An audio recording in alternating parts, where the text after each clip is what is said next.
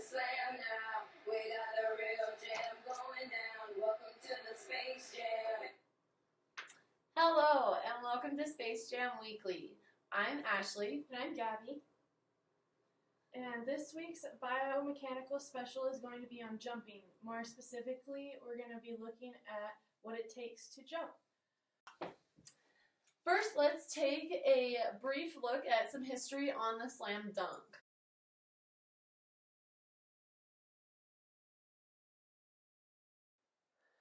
A slam dunk is a type of basketball shot that is performed when a player jumps in the air, controls the ball above the horizontal plane of the rim, and scores by putting the ball directly through the basket with one or both hands. The slam dunk is the most efficient basketball shot. One of the most common types of dunks is a tomahawk dunk, and a tomahawk dunk can be performed with one or two hands. And when two hands are used, it's called a back scratcher. During the jump, the ball is raised above and often behind the player's head for a wind-up before slamming the ball down into the net at the apex of the jump. Due to the undemanding body mechanics involved in execution, the tomahawk is employed by players of all sizes and jumping abilities. Because of the ball security provided by the use of both hands, the two-handed tomahawk is a staple of game situations, frequently employed in alley-oops and in offensive rebound putback dunks. The two-handed back scratcher finish can exert tremendous force on the basket. In 1979, Daryl Dickens twice shattered NBA backboards with tomahawk dunks, leading to a quickly enacted rule making it an offense to break the backboard. Technology has evolved to adapt to the increased strength and weight of players to withstand the force of such dunks, such as the breakaway rim, introduced in the NBA in 1981, changes to the material used for the backboards, and strengthened of the goal standards themselves. Now let's look at more specific variables. We're going to be looking for the best takeoff angle. Besides takeoff angle, we're going to be looking at speed or the velocity of the dunker. We'll also be looking at momentum, force, and acceleration. For both the amateur and the professional dunker, we use a distance of 7.23 meters, and that is the distance from the three-point line to the average takeoff distance from the rim. The amateur dunker that we will be analyzing is Casey Ryder, a student at Western, and the professional dunker that we will be analyzing is Russell Westbrook of the Oakland Thunder. Casey had an average time of 1.57 seconds to the rim, and he has a mass of 81.7 kilograms. Russell Westbrook takes 1.3 seconds to get to the rim, and he weighs 90.8 kilograms. Right now we will be looking at the two larger graphs to the left of the screen.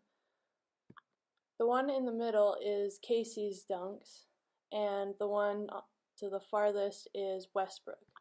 As I mentioned, Westbrook has a much faster time to the rim, which gives him more momentum with his larger mass compared to Casey's averages.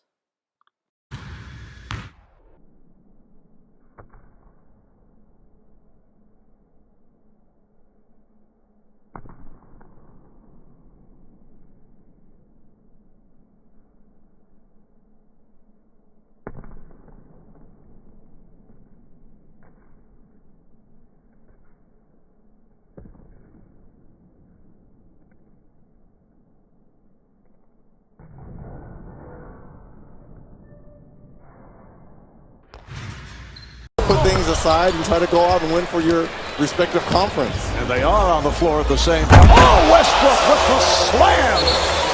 Russell Westbrook, who can stay, puts it down. His athleticism is just awe-inspiring when you see it up close, especially. You don't really get a sense of his speed until you see him live and in person. But well, I can never get tired of saying this. Russell Westbrook from UCLA. I'm sorry, Steve, with the nice finish here. The elevation, the extension. Maybe next year slam dunk champion. Second place in the Pac-10, UCLA. All right, now let's compare the dunk to a high jump approach. Why would we do that? Well, because a high jumper and a dunker have the same takeoff angle generally, and a high jumper will often practice a layup form when practicing high jump. Both high jumpers and someone driving to the rim are working hard on moving their body in an upward motion with a lot of force. Our high jumper, Eric Kennard, has a shorter distance of 5.01 meters to his takeoff spot, and he does that in a time of 4.02 seconds, which compared to a dunker is much slower. Eric Kennard's momentum, acceleration, work, and force are all substantially lower than Casey's and Russell's because of his slow time and his much shorter distance. He also has a smaller mass of 86.2 kilograms, which is just in the middle of Casey and Russell. Here's a look at our jumper Kennard at the lowest level on the graph compared to the dunkers.